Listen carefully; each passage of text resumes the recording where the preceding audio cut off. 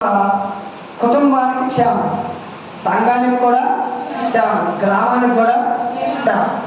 ఆ మధ్య బాగా ప్రార్థన మళ్ళా ప్రార్థన కానీ పెట్టకపోతే ఆదివారం ఆరాధన కామన్ సండే అందరూ కలిసి ఆరాధించారు. కానీ ప్రతి ఒక్కరు కూడా మంగళవారం సాయంత్రం 8 గంటలకి కుటుంబ ఆశీర్వాదం కూడా ఉంటుంది.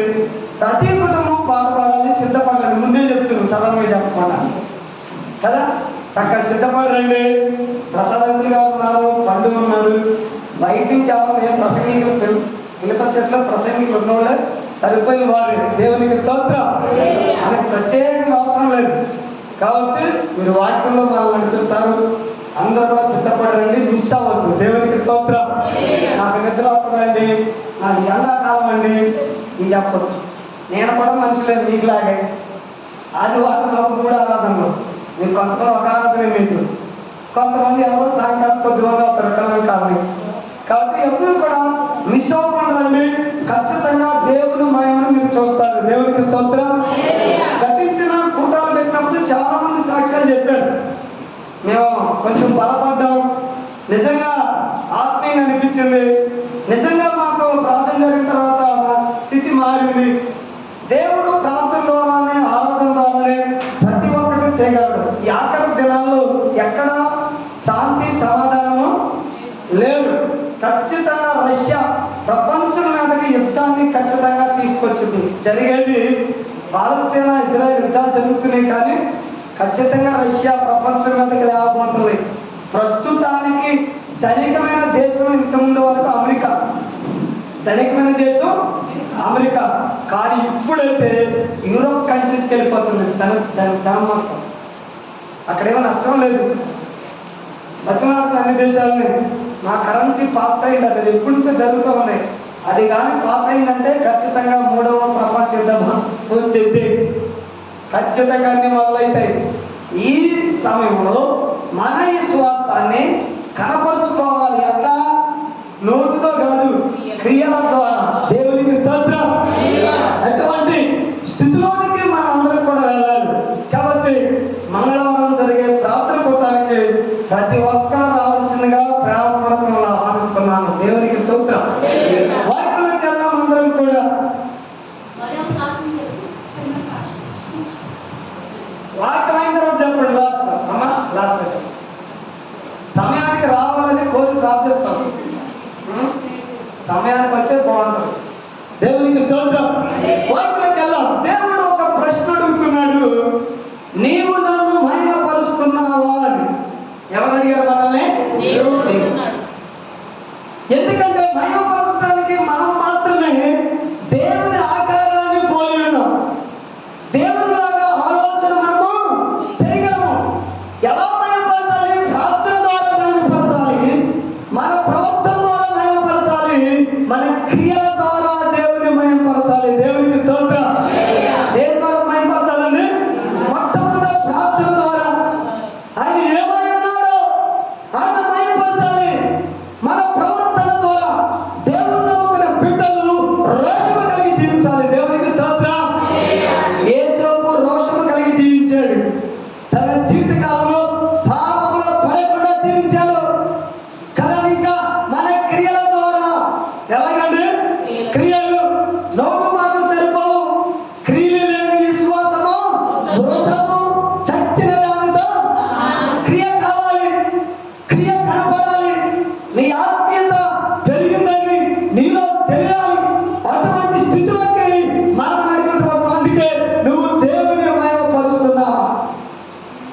ఒకసారి సంఘంలో పాస్టర్ గారు కావాలని ప్రార్థన చేయమన్నారంట. సరే, మోతు పట్టుకుని వచ్చింది, ప్రభువా నువ్వు ఎందుకు ఈ కూటాన్ని ఏర్పాటు చేసుకో తెలియదు నాయన. ఏమన్నట? చాలా మంది ప్రార్థన చేస్తాను, నువ్వు ఎందుకు ఏర్పాటు చేసుకో తెలియదు నాయన. పాస్టర్ గారు ఎందుకు పెట్టారో తెలియదు నాయన. నేను ఎందుకు వచ్చానో తెలియదు నాయన. ఏం ప్రార్థన అది? బూటకపు ప్రార్థన. నీకు తెలియదా ఎందుకు ప్రార్థన పెట్టింది, ఎందుకు జరిగిస్తున్నారు, ఏంటి కారణాలు మనకు తెలియదా? ప్రతి ఒక్కరు దేవునికి దగ్గర అవ్వడానికి ప్రార్థన కూటాలు జరుగుతుంటాయి. చాలా మంది అట్లా ప్రార్థన చేస్తారు, తెలియదు నాయన, తెలియదు నాయన. ఏం తెలుసు మరి మీకు నీ జీవితకాలంలో అంటే దేవుడు మహిమపరుస్తుంది నీకు తెలియదా? అందుకే దేవుడు మనకు నేర్పిస్తున్నాడు. చూడండి,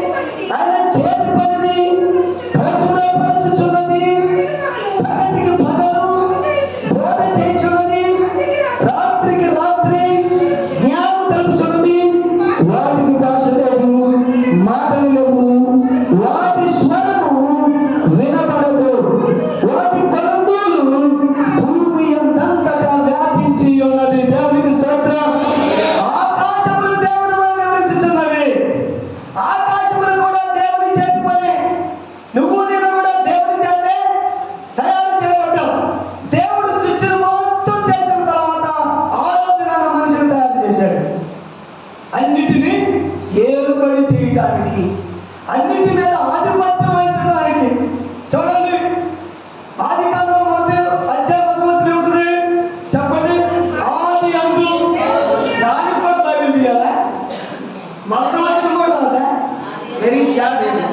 చాలా విచారకరమైన సంగతి ఏంటంటే మొదటి అధ్యాయం మొదటి వచ్చిన కూడా తెలుపుతున్నారు. మళ్ళీ ఇంకా నయ్యం పేజీ నెంబర్ అడగలను. సంతోషం. ఆది యందు దేవుడు భూమి ఆకాశములను సృజించెను. భూమి నిరాకారముగాను శూన్యముగాను ఉండెను. దేవునికి స్తోత్రం. In the beginning God created heaven and earth. In the beginning, ఆది యందు మూల ప్రారంభంలో ఆకాశములు దేవుడు తయారు చేస్తే ఈ రోజుకి ఆకాశం ఆ రీతిగానే ఉంది. చప్పట్లు కొట్టండి గట్టిగా. ఏమన్నా మారిందా? There is no change. ఎటువంటి మార్పు రాలేదు. 6000 సంవత్సరాలు అయిపోయింది. 7000 సంవత్సరాలకు మనం ఉన్నాం. అందుకే ఆఖరి కాలం ప్రభు దృష్టికి 1000 సంవత్సరములు. చెప్పండి, ఒక దినమలే. ఎలా కూడా చెప్పాలి, జాన్పాల్ చెప్పు. అటు ఇటు చూస్తున్నాం. ప్రభు దృష్టికి 1000 దినాలు ఎన్ని సంవత్సరాలు? చెప్పాలి, ఎన్ని సంవత్సరాలు? ఒక సంవత్సరం.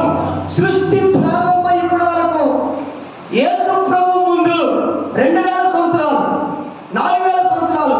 యేసు ప్రభు వచ్చిన తర్వాత 2000 సంవత్సరాలు, మొత్తం కలిపి 6000 సంవత్సరాలు అయిపోయింది. అంటే దేవుని దృష్టిలో 6000 సంవత్సరాలు 1000 సంవత్సరాలు ఒక దినం అయితే 6 దినాలు అయిపోయింది. 7వ దినములో ఉన్నాము. 6 దినములైన పని చేసి 7వ దినమున విశ్రమించెను. అంటే ఇప్పుడు ఎక్కడికి వచ్చేస్తాం మనము? అసలైన విశ్రాంతి దినము. మామూలు దినం కాదు. మాసం పూర్వుడికి ఇంట్లో పెట్టి ప్రార్థన ఇంటికి వెళ్ళి గొప్ప తినే దినం కాదు. సారీ, ఇక అట్లాంటి దినాలు లేవు. అసలైన విశ్రాంతి దినము, ప్రభు వచ్చే దినము. అంతము వస్తా ఉంది. 7వ దినంలో ఉన్నాము. ఆకాశములు చూస్తే ఇంకా అదే రీతిగా ఆయన చేతి పనులు అలాగే ఉన్నాయి తప్ప ఎటువంటి మార్పు పొందలేదు. అంతరిక్షమైన చేతి పని ప్రచురపరచు. అంతరిక్షంలో గ్రహాలు ఉన్నాయి. గ్రహాలు ఎక్కడ ఉన్నాయి? చెప్పండి. శని గ్రహాలని మన గ్రహాలని భూమి మీద ఉంటాయి ఎప్పుడు. కానీ గ్రహాలు మాత్రం ఎక్కడ ఉంటాయి? అంతరిక్షంలో. ఎన్ని ఉన్నాయి చెప్పండి? 9. అది పాత ఇష్టం. కొత్త ఇష్టం 8. ఫ్లూటో కనబడట్లేదు. 8 గ్రహాలు ఉన్నాయి ఇప్పుడున్న సాంఘిక శాస్త్రం, సోషల్ స్టడీస్ లో. ఈ 8 గ్రహాలు కూడా ఏం చేస్తున్నాయంట? ఒకదాని వెంబడి ఒకటి వాటి కక్షలో కాలానుగుణంగా తిరుగుతున్నవి. ఇంకెటు చూడవు. చూస్తే గుద్దుకుంటాయి. గుద్దుకోకుండా ఒక గ్రహం వెంబడి గ్రహం తిరుగుతా ఉన్నాయి. కానీ ఈ రోజు కూడా ఆగలేదు. గ్రహాలు ఆగితే ఏం జరిగిందంటే మొట్టమొదట గాలి ఆగిపోతుంది. There is no oxygen. Oxygen అంటే ఏంటి? ప్రాణవాయువు. మనం పీల్చే గాలి ఆగిపోతే ఎవరైనా ఉంటారా? ఉంటారా? తిండి లేకపోతే ఒక 6 గంటలు 8 గంటలు ఉంటాం. లేదా బాగా ఉంటే 3 రోజులు ఉంటాం. పొట్టి శ్రీరాములు అయితే 20 రోజులు అట్లా ఉండగలం. గాలి లేకపోతే ఉండగలవా? గ్రహాలు ఏం చేస్తున్నాయి? దేవుడు చెప్పాడు, ఓ గ్రహములారా అంతరిక్షంలో మీరు తిరుగుతా ఉండండి అని చెప్పాడు. ఆగక, సనగాక, వెనక్క తిరిగి చూడక, ముందు తిరిగి చూడక, గ్రహం వెనక తన కక్షలో తన గురి వద్దకు తిరుగుతా ఉన్నాయి. భూమి కూడా ఒక గ్రహము. భూమి కూడా దాని మధ్యలో తిరుగుతా ఉంది. ఈ గ్రహాలన్నీ కూడా సూర్యుని చుట్టూ తిరుగుతా ఉన్నాయి. సృష్టి ఎంత గొప్పగా ఉందో చూసారా?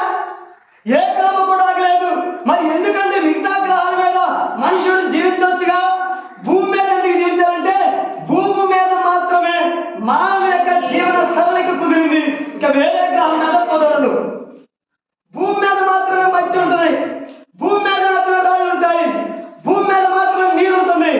భూమి మీద మాత్రమే ప్లాంటేషన్ మొక్కలన్నీ బతుకుతాయి. భూమి మీద మాత్రమే జంతువులను జీవిస్తాయి. భూమి మీద మాత్రమే మానవుడు మనుగడను జీవించగలడు. కాబట్టి ఆ తిరిగే గ్రహంలో మనం ఉన్నాం. భూమి తిరుగుతుంది, తిరుగుతూనే ఉంది. చాలా సంవత్సరాల నుంచి దేవుడి మాటకు లోబడి ఆ భూమి తిరుగుతుంది. ఎటువైపు చూడక నువ్వేం చేస్తున్నావు? నీ జీవితంలో దేవుని పోలికగా పుట్టావు. ఆయన రక్తం చేత నీ జీవితంలో పాపాలు కడగబడ్డాయి. అయినప్పటికీ కూడా వీటన్నిటి చూస్తున్నావు కాబట్టి దేవుని నువ్వు మహిమపరచలేకపోతున్నావు. అంతరిక్షం మహిమపరుస్తుంది, ఆకాశం మహిమపరుస్తుంది. తర్వాత పగటికి పగలు బోధ చేస్తున్నది, రాత్రికి రాత్రి. మన చిన్నప్పటి నుంచి మన పుట్టక ముందు నుంచి కూడా సూర్యుడు పగలే వస్తున్నాడు, అంతేనండి. టయానికి వచ్చేస్తాడు కదా. 5:35 ఈరోజు సూర్యోదయం అంటే 5:30 వచ్చేస్తాడు. 10:30 ప్రార్థన అంటే 1 గంటకు వచ్చినట్టు రాడు. అట్లాగానే వస్తే కొన్ని దేశాలు చచ్చిపోతాయి చీకట్లో. అవునా కాదంటారా? వాటిని చూసి మనకేం రావాలి? బుద్ధి రావాలి, జ్ఞానం రావాలి, సిగ్గు కూడా రావాలి. 6,000 సంవత్సరాల క్రితం చేశాడు. పోనీ వాటికి ఏమైనా పని అంటున్నారా? ఆకాశమా నిన్ను పరలోకం తీసుకెళ్తాను చెప్పాడు ఎక్కడన్నా? సూర్యుడా చంద్రుడా మీరిద్దరు వెలిగించారు కాబట్టి పరలోకంలో మీరే లైట్లు అని చెప్పాడా? చెప్పలేదు. అంటున్నాడు పరలోకంలో సూర్యుడు ఉన్నాడు, చంద్రుడు ఉన్నాడు, ఏసే ప్రతిదంట. దేవునికి స్తోత్రం. ఆ గొర్రె పిల్ల ఇందులో గొర్రె పిల్ల వెలుగు. అవి అంత కష్టపడి చేస్తున్నా అంతకన్నా సృష్టిలో యేసు ప్రభు మాటకి అరీతిగా ఉన్న పరలోక రాజ్యం వాటికి లేదు. ఎంత సముద్రాలు ఉన్నాయి, ఎన్ని నదులు ఉన్నాయి, కానీ వాటికి కూడా లేదు. భూమి మీద సృష్టి ఉంది. ఈ సృష్టిలో ఎంత సుందరమైన మొక్క అయినా, ఎంత దేవదారు వృక్షమైనా పరలోక రాజ్యంలో చూడడానికి పక్షులు ఉన్నాయి. శంకుపుడు కొంగ, ఉద కొరుకు, పాలపెట్ట, పావురము అనేకమైన ఉన్నాయి. వాటికి కూడా పరలోక రాజ్యము నీకు నాకే పరలోక రాజ్యం దేవుడు సిద్ధపరిచాడు. అందుకే నువ్వు నేను మాత్రమే దేవుని మహిమపరచాలి. వాక్యం చెప్తుంది వాటికి భాష లేదు. ఏం లేదంట? మనకే ఎన్ని భాషలు ఉన్నాయి కదండి, చాలా భాషలు. 2-3కి 3-4 భాషలు వచ్చాయనుకోండి, మిగతా జనాలు ఉన్నప్పుడు ఏం చేస్తారు? వీళ్ళు వాళ్ళ భాష మొదలెడతారు. కొత్తలు ట్రైబల్ ప్రాంతానికి సేవ చేయడానికి వెళ్ళినప్పుడు కొద్దిసేపు పైగానండి అదండి ఇదండి ఇదండి అని మాట్లాడేసిన తర్వాత వాళ్ళ భాషలో మాట్లాడేవాడు. నాకు అస్సలు అర్థమయ్యేది కాదు. వీళ్ళు ఏం చేస్తారు ఇప్పుడు కదండి, మనకు అర్థం కాదు. కానీ సూర్యునికి చంద్రునికి భాష లేదు, కానీ వాటి యొక్క ప్రసరణ శక్తి భూమి అంతటా వ్యాపించి ఉన్నది. దేవునికి స్తోత్రం. డే మొత్తం సూర్యుడు మన దగ్గర ఉంటాడు. తర్వాత మరలా నార్త్ ఈస్ట్కి వెళ్ళిపోతాడు, వేరే సైడ్కి వెళ్తాడు. అమెరికా, జపాన్ వీటన్నిటికి పగలు ఉంటుంది, మనకు మళ్ళా చంద్రుడితో మనకు రాత్రి. ఈ కాలగమనాలు ఒకదాని తర్వాత అవి చాలా క్రమంగా చేస్తున్నాయి. ఏంటి కారణం అంటే దేవుని సృష్టి. అది దేవునికి స్తోత్రం.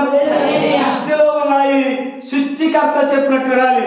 మనం మాత్రం సృష్టికర్త చెప్పినట్టు అంటే మనిషితోనే దేవునికి ప్రాబ్లం. దేంతో సమస్య లేదు, ప్రతిదీ కూడా ఆయన చెప్పగానే గాలి నువ్వు ఆగంటే గాలి ఆగిపోద్ది, అంటే సూర్యుడు నువ్వు ఆగంటే సూర్యుడు ఆగిపోద్ది. కానీ మనిషి నువ్వు ఆగంటే ఇది అసలు అవుతున్నాడా? కుదురుందా మనిషి దినాన్న? ఎంత వివరంగా వాక్యం మనకు చెప్తున్నా, దేవుడే నీ దిక్కని చెప్తున్నా. దేవుడి వైపు చూడకుండా ఎటో వైపు చూస్తూ నీ జీవితాన్ని కాలక్రమాన్ని ఏదో రకంగా జీవిస్తావు, ఏదో రకంగా వెళ్ళిపోతావు అనుకుంటున్నావు పర్లోక రాజ్యం. నువ్వు వెళ్ళవు. ఎందుకంటే నీ దగ్గర ఆయన్ని మహిమపరిచే గుణం నీకు లేదు. నువ్వు ఎంతగా దేవుని మహిమపరుస్తావో అంతగా నీ జీవితం వర్ధిల్లుద్ది. దేవునికి స్తోత్రం. రేపు మనం మహిమపరచాలి. అందుకంటుంది వాటిలో ఆయన సూర్యునికి గుడారము వేసెను. తర్వాత చదవండి, అతడు తన అంతఃపురంలో నుండి బయలుదేరు పెండ్లి కుమారుడు ఉన్నాడు. సూర్యుడు పరిగెత్తను చూసినట్లు తన పదమునందు పరిగెత్తవలసించున్నాడు. అతడు ఆకాశమున దాని చుట్టూ తిరిగి వచ్చుచున్నాడు. దేవునికి స్తోత్రం. అతని వేడికి మడిగైనది ఏది కూడా లేదు. అంటే సూర్యుడు సృష్టించిన వాడు సూర్యుని కంటే ఎక్కువ తేజోవంతము కలిగిన దేవుడు. దేవునికి స్తోత్రం. భూమికి సూర్యునికి చాలా దూరం ఉంది. ఎంత దూరం ఉందంటే 149.5 మిలియన్ కిలోమీటర్ల దూరం ఉంది. అంత దూరంలో సూర్యుడు శక్తే ఎండాకాలం వచ్చేటప్పటికి మనం ఇక స్టార్ట్ అయింది. ఈరోజు ప్రతి వారం ఒకలాగా ఉంది. ఈ రోజు కొంచెం తగుడు ప్రారంభమైంది. వస్తుంటే బండి మీద ఏం స్టార్ట్ అయిపోయింది? ఉష్ణోగ్రతలు ఎక్కువైపోయింది. చెప్పుకుంటాం తెలంగాణలో ఉష్ణోగ్రత 49 డిగ్రీలు, రామగుండంలో 50 డిగ్రీలు, ఇవన్నీ చెప్పుకుంటాం. కానీ అసలైన ఉష్ణోగ్రత కలిగిన దేవుడు ఉన్నాడు. ఆయన అంత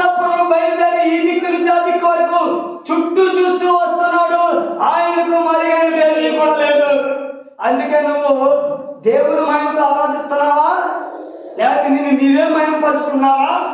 నోటితో ఆరాధిస్తున్నావా, అంతరాత్మతో ఆరాధిస్తున్నావా? దేవునికి బాగా తెలుసు.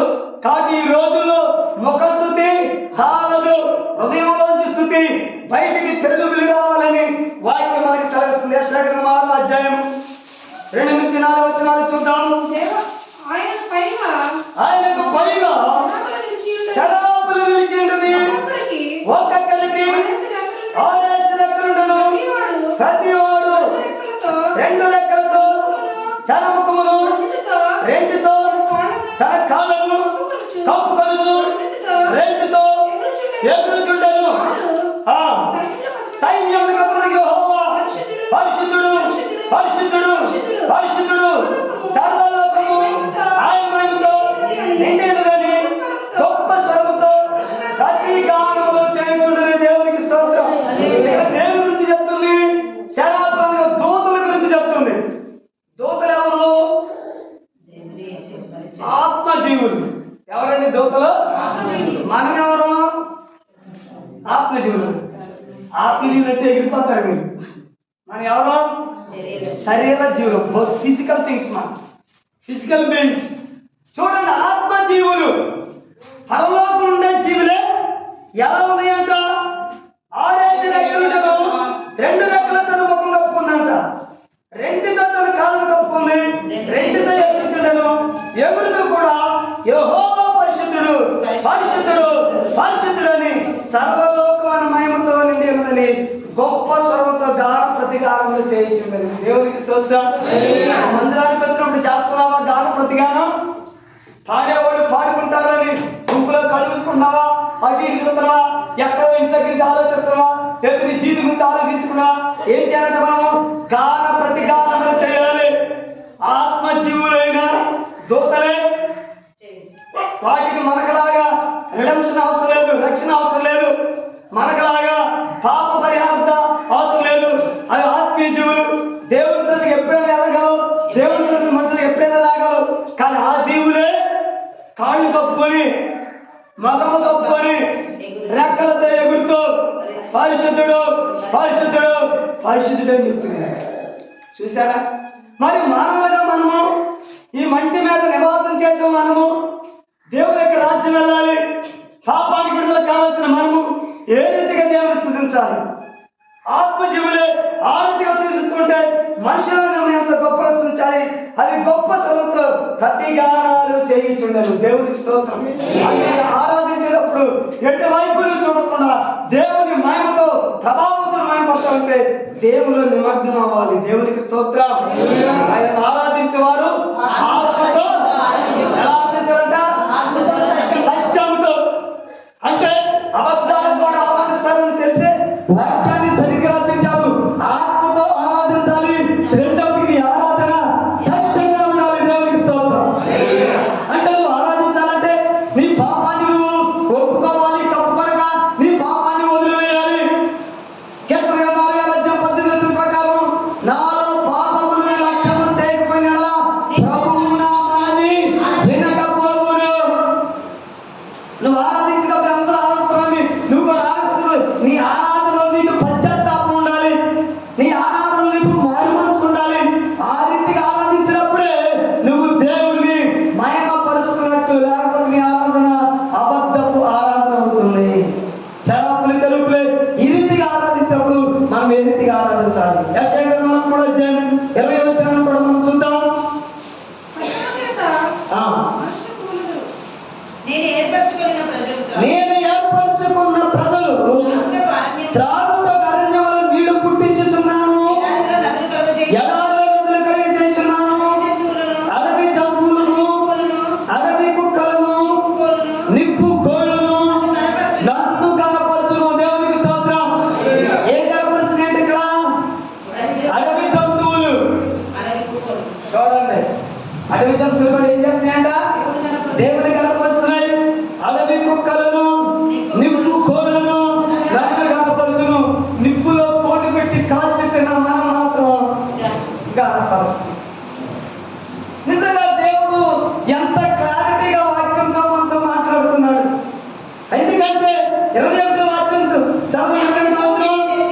నా నిమిత్తం నిర్మించిన జనులు నా స్తోత్రమును ప్రచురము చేయుదురు. దేవునికి స్తోత్రం. ఎవరి నిమిత్తం అంట మనం పుట్టించింది దేవుడు? అందుకే దేవుడు అన్ని కలగజేసిన, అన్ని సృష్టించిన, అన్ని పుట్టించిన దేవునికి తృప్తి కలగలేదు. ఎందుకు? మనం దినం వచ్చేదాకా, ఆరో దినం పుట్టించేదాకా. ఎప్పుడైతే మనిషిని పుట్టించాడో అప్పుడు దేవునికి తృప్తి కలిగింది. ఇక అనుకున్నాడు, ఇక నాకు చాలు సృష్టి, మనుషుడు కూడా వచ్చాడు నాకు చాలని ఆయన విశ్రమించాడు. Is taking rest. విశ్రమించాను అంటే మన కొరకు దేవుడు ఎంతగానో ఎదురు చూస్తూ ఉన్నాడు. నా నిమిత్తము నేను నిర్మించిన జనులు నా స్తోత్రమును ప్రచురము చేయండి. ఏం చేయాలంట? స్తోత్రం. దేవుడు ఎప్పుడు గొప్పవాడు. అందుకే మనం ఏం చేయాలి? ఖచ్చితంగా వేరొకరికి దేవుడి గురించి చెప్పాలి. టార్గెట్ పెట్టుకోవాలి. ఏం చేయాలండి? చేపలు పట్టడానికి వెళ్ళాడు. నా ఒక్క చేప పడితే చాలు, ఒక్క చేప పడగానే పట్టుకుని వచ్చేస్తా. చెప్పండి, రాగలరా? ఎప్పుడు వెళ్ళారా ఫిషింగ్కి? వెళ్ళారా? వెనగుతున్నారు త్వరగా వెళ్ళాము. మంచిది, ఫిషింగ్ చేస్తే మంచిది. ఏం చేస్తాం? ఒకటి చాలు, రెండు నీకు ఎన్ని కావాలో అన్ని పట్టుకునేంత వరకు నువ్వు అక్కడే కూర్చుంటావు. ఒక కప్ప పడినా కానీ దాన్ని తీసి పక్కన మళ్ళీ చేప కొరకు గానం వేస్తావు. మరి ప్రార్థనకు మాత్రం ఏం చేస్తావు? నువ్వు ఒక్కడవే వస్తావు, ఎవరు కూడా చెప్పవు. ఇది సీక్రెట్గా వెళ్తానంటే ఏం చేయాలి? నువ్వు ఏం చేయాలి? అనేక మందికి చెప్పాలి. యేసు ప్రభువుని నిరీక్షణ చెప్పాలి. ఒక రకంగా మనం ఏంటంటే దెయ్యాలు విషయంలో ఆ దెయ్యం ఏం చేసిందంటే వెళ్ళిపోయి ఆ ఇంట్లో ఉన్న దెయ్యము బయటికి వెళ్ళి 7 దెయ్యాలను పిలుచుకుని వచ్చిందంట.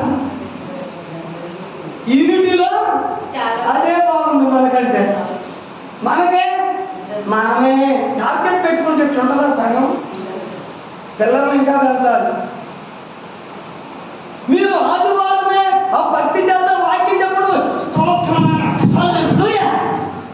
ఇంటికి వెళ్ళాక మళ్ళీ సంపద కదండి ఉండాలి. నేను మారాను, నా కుటుంబం మారింది. నా కుటుంబం చెప్త ప్రభు దగ్గరికి ఒక ఆత్మనే నడిపించాలి. దేవునికి స్తోత్రం. ఆ భారం లేదా మనకి? దిక్కుమాల దేవే, అపవాది దేవే, అబద్ధాలు దేవే, అది పోయి ఒకళ్ళు ఇద్దరు అక్కడ 7 తీసుకొచ్చుకున్నాను. మరి మనం ఎప్పుడు చూసినా మన మొఖాలే. కొత్త మొఖాలు వస్తున్నాయా? కొత్త మొఖాలతో మాట్లాడుతున్నావా? ఇది ఎవరిది? ఆత్మ కాదు. మీకు అదే పని కాబట్టి మీరే చేసుకోండి కదా. ఎవరు చేయాలి? మందను కనును కాపరి హ్యాండింగ్ చేస్తాడు అంతే. వచ్చిన వారిని సరైన మేత చేత, అంటే సరైన వాక్యం చేత, సరైన ఆరాధన చేత నడిపిస్తాడు. కానీ మందను మందే తీసుకురావాలి. అన్నీ చెప్తావు కదా. మా ఇంట్లో బీరువా చుట్టాను కొత్తారా? నేను సేవ అనుకున్నాను, రంగు బాగుందో చుట్టాను కొత్తలా, నాకు బాగుందో లేదో ఇవన్నీ మాట్లాడి కష్టమొచ్చినట్లు ప్రభు గురించి చెప్పాలి. ఇంటికి వెళ్ళాక టేక్ ఏ టార్గెట్ పెట్టుకోండి. ఏం చేయాలి? ఖచ్చితంగా తీసుకురావాలి. ఎప్పుడు? అప్పుడే నువ్వు దేవుని మహిమపరిచినట్లు. ఏం చెప్తాడు ఇక్కడ? ఎవరైతే నా ఆకారంలో పుట్టారో, నాలాగా ఉన్నారో, నా కొరకు ఉన్నారో వారు మాత్రం నాకు స్తోత్రం చెల్లిస్తారు. ప్రభువుని కనవలసి వేరొకరిని దేవుని సన్నిధికి తీసుకుని రావాలి. ఎఫ్రాయిము వాడు పౌలు వస్తున్నాడంటే ఏదెన్స్ పట్టణానికి చాలా మందిని తీసుకెళ్ళాడంట పౌలుని చూడటానికి. ఆయన పేరు వాక్యంలో రాయబడింది. ఇస్రాయేలుకి వెళ్ళి చూస్తే వాళ్ళకి వెళ్ళే దారి ఖర్చులు, వచ్చే దారి ఖర్చులు మొత్తం తానే భరించాడంట. అంటే ఎంత మంచి భక్తుడు చూడండి.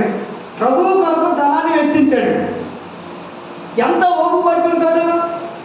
అన్నిల్ని ప్రార్థన తీసుకుంటూ మామూలు విషయంలో గుడికి వెళ్ళే ముందు గుడికాడ కొట్టుకుంటుండే కొద్దిగా కొట్టుకుంటే ఆ గుడి కొద్దిగంటే ఆపాల్సిందే బండి. అన్ని బలాయించాడు. అయినప్పుడు కూడా ఏ దశలో పౌరు వచ్చినప్పుడు అందరికి వాక్యం వినిపించి రక్షణ పొందేటట్టు చేశాడు ఎఫ్రా. దేవుడికి స్తోత్రం. అందుకే ఆయన పేరు బైబిల్లో రాయబడింది. మరి మనం దేవుడు మహిమపరుస్తున్నామా ఇక దినాన్న? ప్రతి విషయంలో చెప్పుకుంటూ, ప్రతి విషయంలో గొప్పగా చెప్పుకుంటూ దేవుని గురించి రక్షణ స్నానంగా ఎందుకు ఇతరులకు చెప్పుకోలేకపోతున్నాం? అన్నీ చెప్తావు, నీ గురించి చెప్పా.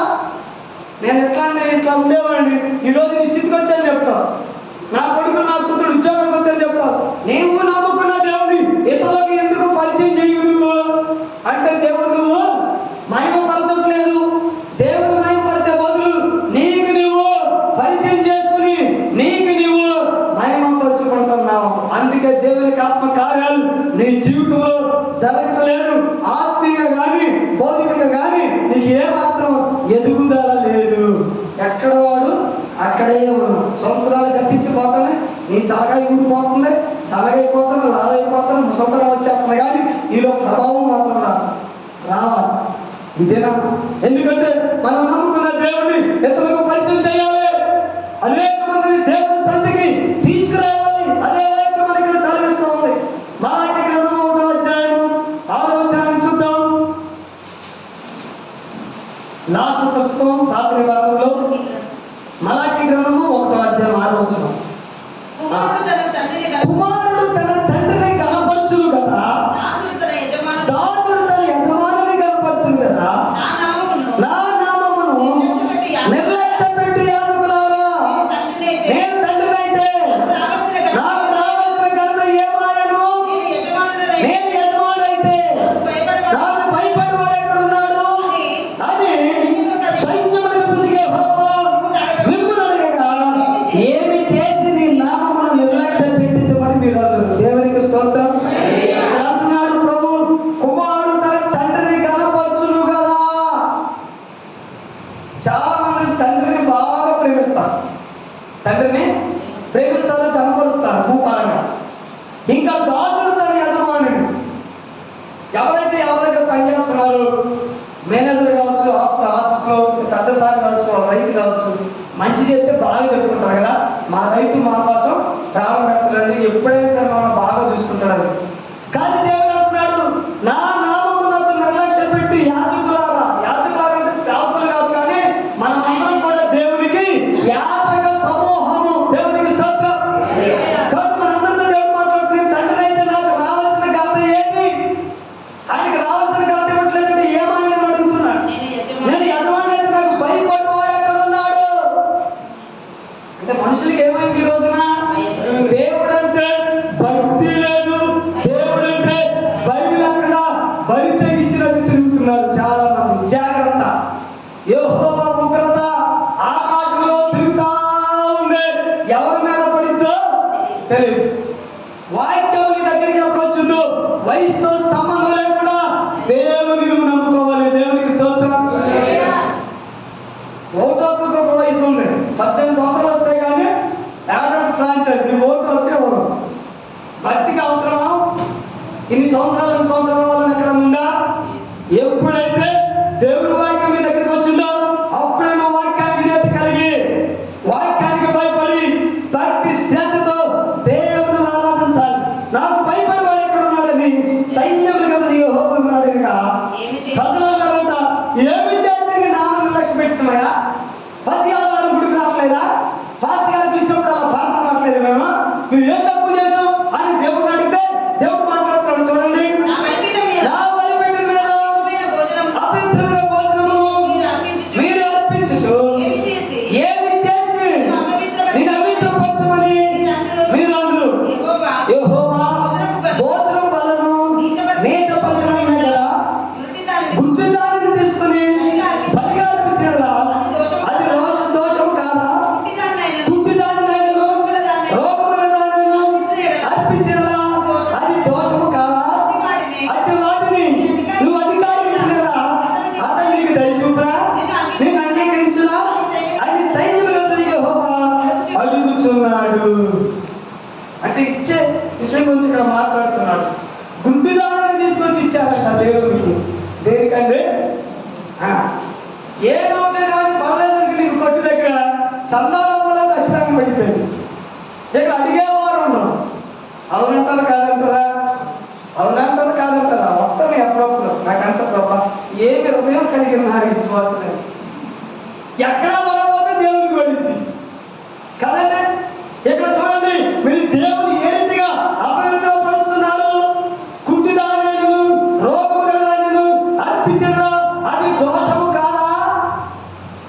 ఒకసారి దెబ్బతలు మేకపిల్లతో అన్న సరే అని చెప్పేసి ఒక రోజు మేకపిల్లలు ఇచ్చారు. మంచి మేకపిల్లలు ఉన్నాయి అని అక్కడ తీసుకెళ్ళి ఒక ఎర్రదాన్ని పక్కదాన్ని తుమ్మేదాన్ని తీసుకొచ్చి ఇచ్చారు. సరే ఇది ఎత్తగంట బతికిద్దిలే, ఇచ్చింది కాదనకూడదు కదా, బాగోదని చెప్పి నేను కూడా దాన్ని తీసుకొచ్చి బయట పెట్టి ప్రార్థన చేసిన తర్వాత అది ఎగిపోయిందో కనపడాలి. అంటే నువ్వు అర్పించిన అర్పణము పనికి రాలేదు. నిజమే, కొంతమంది ఇచ్చే కానుకలు చాలా పనిచేస్తాయి మేము అనుకుంటూ ఉంటాం.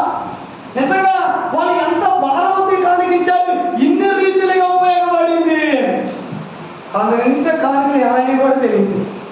అంటే ఏ హృదయం వాళ్ళు మంచి హృదయంతో గుడ్డిదాన్ని తీసుకొచ్చి దేవుడు అట్లా నాకు కనబడు, దేవుడు తీసుకొని చెప్తున్నారంట.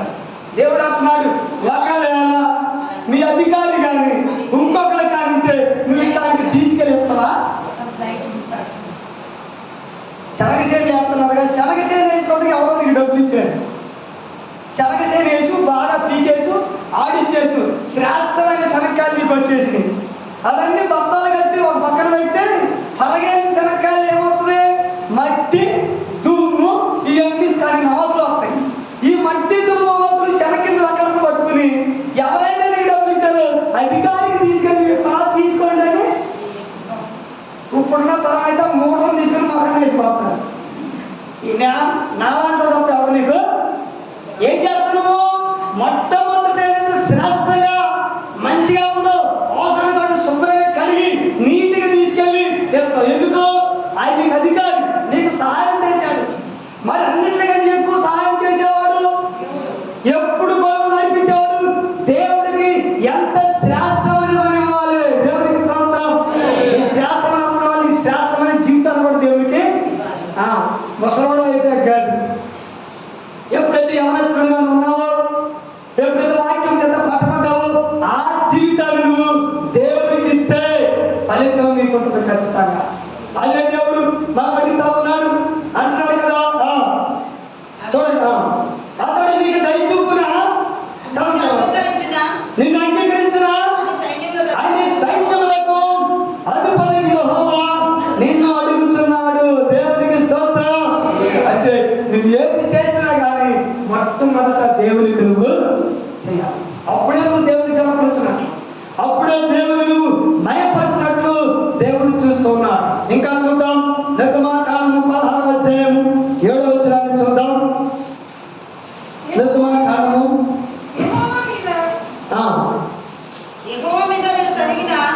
యెహోవా మీద మీరు సలిగిన సణుగులను ఆయన వినిచున్నాడు. ఉదయమున మీరు యెహోవా మహిమను చూచెదరు. మేము ఏ పాటి వారము మా మీద సలిగలేదనేది. మరియు మోషే మీరు తిరుటకై సాయంకాలమున మాంసము ఉదయమున చాలినంత ఆహారము యెహోవాకి ఇయ్యగాను మీరు ఆయన సలుగు మీ సలుగులను యెహోవాయే వినిచుండగాను మేము ఏ పాటి వారము మీ సలుగుట యెహోవా మీద కానీ మా మీద కాదనను. ఇశ్రాయేలు అందరూ కూడా సనగటం మొదలుపెట్టారు. కొనకటం సనగటం, ఏది తక్కువైన సరే సనగటమే కదా. కొన్నిసార్లు ఎప్పుడైతే సడుగుతారు కొన్ని విషయాలకి, ఆ పని ఎప్పుడైతే ఏమో ఆనందపడిపోతారు. సడుగుడు గడుగుడు బయట ఈ సడుగుడు గడుగుడు మోషే మీద గడుగుతుంటే దేవుడు అంటున్నాడు, అప్పుడు అంటున్నాడు మోషే మీరిద్దరిగా సాయంకాలం మాంసం ఉదయం చాలా ఆహారం మీకు ఇవ్వగాను మీరు ఆయన దగ్గర చదువుతారు యెహోవా వినిచుండగాను మేము ఏ పాటి వారు మీ చదువుకుంటే యెహోవా మీద మా మీద కాదు. అంతటా మోషే ఆహారంతో యెహోవా సన్నిధికి సమీపించుడి, ఆయన మీ సమీపం వినని ఇశ్రాయేలు సర్వసమాజం చెప్పమన్నాడు. ఆహారంతో అన్నాడు, వీడు సరిగిన మొత్తం కూడా దేవుడికి కనపడింది, దేవుడు ఉన్నాడని ఇశ్రాయేలు చెప్పిన తర్వాత అట్లా అహరోను ఇశ్రాయేలు సర్వ సమాజంతో మాట్లాడుతుండగా వారు అరణ్యం వైపు చూచిరి. అప్పుడు యెహోవా మహిమ దేవునికి స్తోత్రం. బాగా సడుగుడు ఎక్కువైపోయింది. సడుగుడు ఇక దేవుడు ఏం చేశాడు, తట్టుకోలేక ఇక కుదరదని చెప్పి పగల మేఘములు వారికి కనబడుతుంది. ఏమైంది చూడండి. అప్పుడు యెహోవా మోషేతో ఇట్లా అన్నాడు, నేను ఇశ్రాయేలు సలుగులను వింటిని, నీవు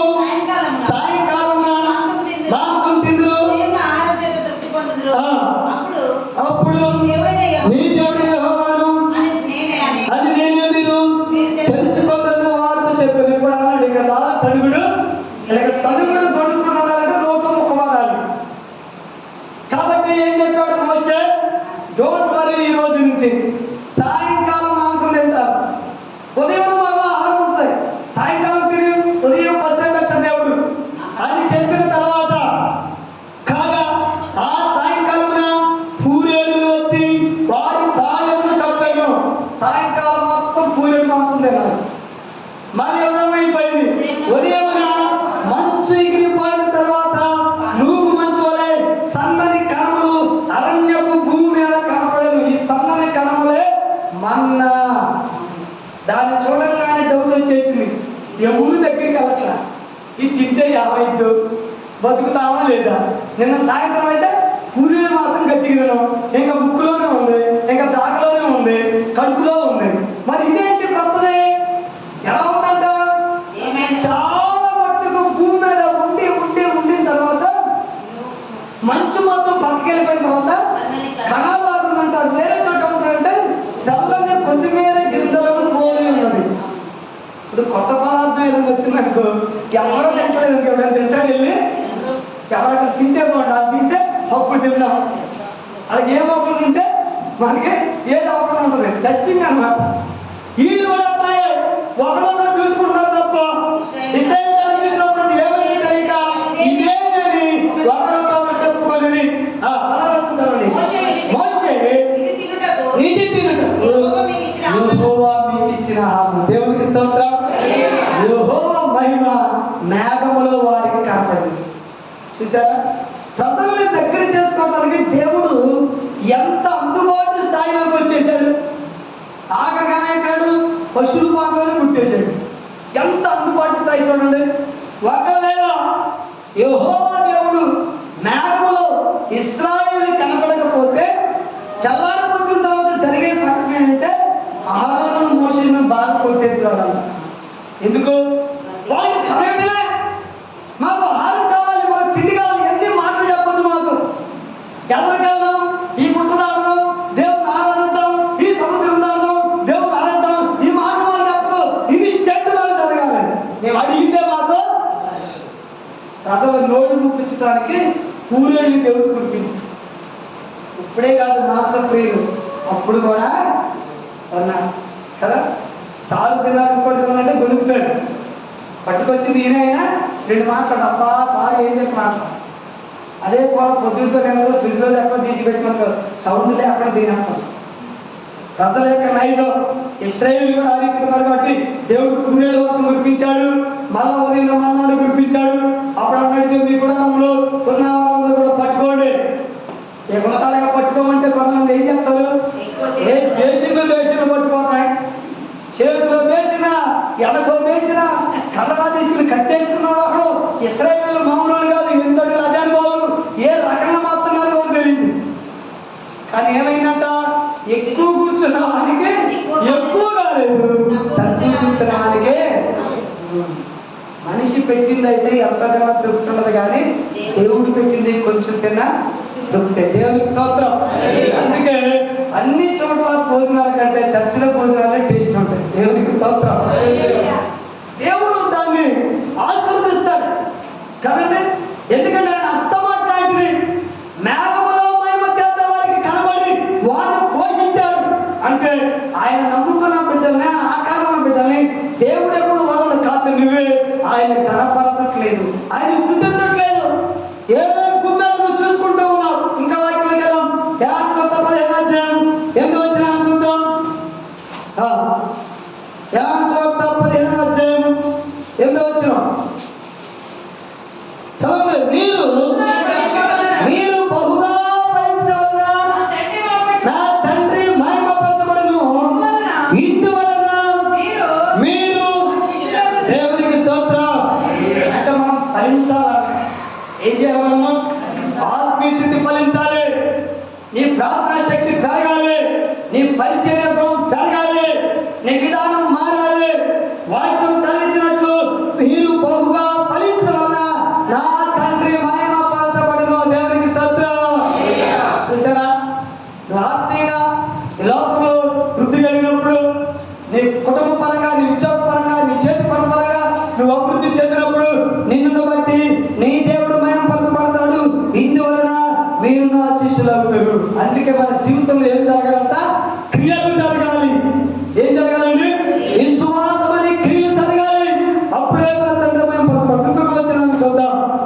పేతురు 4వ అధ్యాయము 16వ వచనాన్ని చూసుకుందాం. 1 పేతురు 4వ అధ్యాయము. క్రైస్తవుడైనందుకు బాధ అనిపించడలా అతడు సిగ్గుపడక ఆ పేరును బట్టి దేవునికి స్తోత్రం. వాక్యం చెప్తుంది, ఎవడైనా క్రైస్తవుడైనందుకు సిగ్గుపడకూడదు.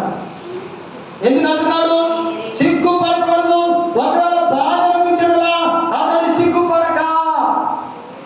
క్రైస్తవులకు వస్తాయి శ్రమలు, టెస్టింగ్ పీరియడ్ ఉంటుంది, పరీక్షాకాలం. అబ్రాహాంకే పెట్టాడు పరీక్షాకాలం. మనకి అక్కడ అబ్రాహాం ఏం పెట్టాడు? అక్కడ కొత్త సాకాన్ని పెట్టాడు. నీకొక్క పుట్టిన కుమారుని శాతం తీసుకెళ్లి మోరి అబ్బాత మీద నాకు భరించాలని చెప్పాడు. ఎంత బాధ చెప్పాడు. అబ్రాహాం సిగ్గుపడ్డా? ఇదేం దేవుడు బాబు, అనవసరంగా బొమ్మ తయారు చేసుకుని ఊరు దేశంలో చక్కగా ఉన్నా నేను అనవసరంగా తీసుకొచ్చాడు. పిల్లలు లేరు నక్షత్రాలు పట్టుకో ఇసుకం పట్టుకున్నాడు. 100 సంవత్సరాలు పిల్లలు ఇచ్చాడు. పిల్లలు ఎదిగిన తర్వాత బలిమన్నాడు, చదువుకున్నాడా? ఏమి మారు మాట మాట్లాడకుండా ఆదికాండ 2వ అధ్యాయం. ఈ సంగతులన్నీ జరిగిన తర్వాత అబ్రాహాము శోధించబడింది. కుమారుని తీసుకెళ్ళాడు. బలియడానికి వెనకాడా? ఏమి వెనకాలేదు కాబట్టి దేవుడు అబ్రాహామును ఆశీర్వదించను. కాబట్టి ఎవడైనా క్రైస్తవుడైన తర్వాత బాధ వచ్చినప్పుడు అతడి సిగ్గుపడక ఆ పేరు బట్టి దేవుని మహిమ పరచవలెను. చాలా మంది అంటారు, దేవుని నమ్ముకున్నాకే బాధ మాత్రమే అంతకుముందు ఆ పేరు కాదా మాకు కదా. ఎంత ఉంటా నేను ఎందుకు నమ్ముకున్నాము కానీ ఏమైనా కష్టాలు వస్తున్నాయండి. మీరేమో పరిశుద్ధమైన వాక్యం చెప్తున్నారు, తిన్నమైన వాక్యం ఎంత తినండి, ఎంత పరిశుభ్రంగా, ఎంత ప్రార్థన చేస్తుంటే ఇంకెక్కువ బాధలు వస్తున్నాయండి అని చెప్తారు. బాధలు ఎందుకంటే కొలుగులో ఉన్న బంగారము కాలి కాలి కాలి శుద్ధి అయి సువర్ణమయ్యే వారికి ఏ రీతిగా కాకుండా మనము కూడా మన శ్వాస పరీక్షలో కాలంలో ఒకసారి దేవునికి స్తోత్రం. యేసు ప్రభువుకు రాలేదా శ్రమలో? ఆయన ఆదరించారా? గెత్సెమనే తోటలో చింతాక్రాంతుడయ్యాడు ఆయన. నువ్వు సంఘంలోకి వచ్చి ఏడ్చి ప్రార్థన చేస్తే అప్పుడు అడగకపోయినా ప్రార్థన అయిన తర్వాత అంటారు, ఎందుకు ఏడ్చమ్మా ప్రార్థనలో చెప్పు అని. యేసు ప్రభువుని అడిగేవారు ఉన్నారా? 12 శిష్యులు నీతో మాట్లాడుకున్న వాళ్ళే శుభ్రంగా పడుకున్నాడు. ఆయన్ని దేవుడు తండ్రి దూతల చేత మాత్రమే ఆయన ఆదరించబడ్డాడు. అందుకే సిగ్గుపడద్దు. ఏమడదట? సిగ్గుపడక ఆ పేరును బట్టి దేవుని మహిమపరచాలి. దేవునికి స్తోత్రం. వస్తాయి, జనరల్గా వస్తాయి. నీ శ్వాసాన్ని పరీక్షించడానికి, నువ్వు దేవుడు స్థిరంగా నిలబెట్టడానికి, నీకు ఓర్పుందో లేదో తెలుసుకోవడానికి ఈ లోకంలో మామూలు బాధలు వస్తా ఉంటాయి. వాటిని దాటించేవాడు దేవుడు ఉన్నాడు. దేవునికి స్తోత్రం. అందుకన్నాడు, కాబట్టి నువ్వు ఏ మాత్రం కూడా బాధపడక ఆ పేరు బట్టి దేవుని మహిమపరచు. ఆఖరికి చూద్దాం, అదే అధ్యాయం 10వ వచనం చూద్దాం. పేతురు 1 పేతురు తన నిత్య మహిమకు క్రీస్తునందు మిమ్మును పిలిచిన సర్వకృపానిధి దేవుడు కొంచెము కాలము మీరు శ్రమ పడిన తర్వాత తానే మిమ్మల్ని పూర్ణంగా చేసి స్థిరపరిచి. దేవునికి స్తోత్రం. చూసిన వాక్యం మాట్లాడి తన నిత్య మహిమకు. నువ్వు ఇక్కడ దేవుడిని మహిమపరిస్తే తన నిత్య మహిమకు దేవుడు ఏం చేసినట్ట? మిమ్మల్ని పిలిచిన సర్వకృపానిధి దేవుడు కొంచెము కాలం శ్రమ పడిన పేరుమాట. ఎంతకాలం అంటే అందుకే శోధనను సహించేవాడు. ఎందుకు వచ్చిందని ఆలోచించేవాడు కంటే సహించాలి. దాన్ని పడాలి, దాన్ని అనుభవించాలి. అందుకన్నాడు, కొంచెం కాలం శ్రమ పడిన పిమ్మట తానే మిమ్మల్ని పూర్ణులుగా చేసి ఏం చేస్తాడంట? సంపూర్ణంగా చేసి ఇంకా మిమ్మల్ని స్థిరపరిచి బలపరచాలి. అంటే నువ్వెప్పుడు దేవుని మంచిగా ఆయన్ని మహిమపరుస్తూ ఉంటే నువ్వు దేవుడు బాగా స్థిరపడ్డావు. దేవుడు బాగా బలపడినప్పుడు మాత్రమే ఆత్మీయ సంగతులు నీ నోట్లోంచి బయటికి వస్తాయి. అప్పటి వరకు కూడా వెలితిగా మాట్లాడతావు. దేవుడు నాకేం చేశాడు? నువ్వు మహిమపరచాలంటే నీ క్రియలు ఎవడైనా తన యొక్క జీవితంలో బాధ వచ్చినప్పుడు అయ్యో క్రైస్తవుడైనా కాబట్టి నాకు బాధ వచ్చింది, క్రైస్తవుడు వచ్చిన కాబట్టి నాకు దోషం వచ్చింది, క్రైస్తవుడు వచ్చిన కాబట్టి ఇటువంటి స్థితిలోకి వచ్చానని బాధపడక ఆ దేవుని మహిమపరచాలంట. దేవునికి స్తోత్రం. పౌలు శీలను చేసిన పని కూడా అదే కదా. కొడాలతో కొట్టిన తర్వాత ఎవరన్నా ప్రార్థన చేస్తారా?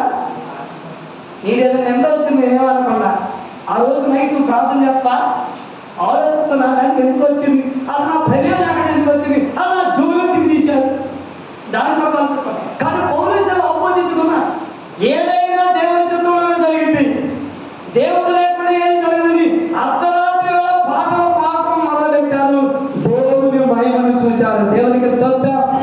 అటువంటి స్థితిలోకి మనం వెళ్ళాలి. ఆ రీతిగా దేవుని మహిమపరచినప్పుడు అద్భుతాలు మీ జీవితంలో చూస్తాం. దేవుడు మిమ్మల్ని స్థిరపరిచి బలపరచునుగాక. ప్రార్థన చేస్తాం. సర్వోన్నతుడైన మా తండ్రి, జీవముగల మా దేవా, ఈ దినాన తండ్రి మీరు ఇచ్చిన ఈ వాక్య సందేశాన్ని బట్టి వలన మేము నిన్ను మహిమపరిచే వారికి ఉండాలని మాతో మాట్లాడిన రీతిని బట్టి మీ స్తోత్రాలు నాయన. సంఘమును బలపరచు, సంఘమును స్థిరపరచు తండ్రి. నీ వాక్కులు నడిపించమని ప్రార్థన చేస్తా ఉన్నాము తండ్రి. ప్రతి కుటుంబం వ్యక్తిగతంగా కుటుంబ పరంగా మీరు బలపరచుకోండి అయ్యా. మరి మంగళవారం తలపెట్టిన కుటుంబాశీర్వాదం కూటానికి ప్రతి కుటుంబము తండ్రి నీ సన్నిధికి వచ్చి నీ స్తుతించే భాగ్యం ఇచ్చేవాడు. యేసు నామమున అడుగుచున్నాము తండ్రి. సాక్షి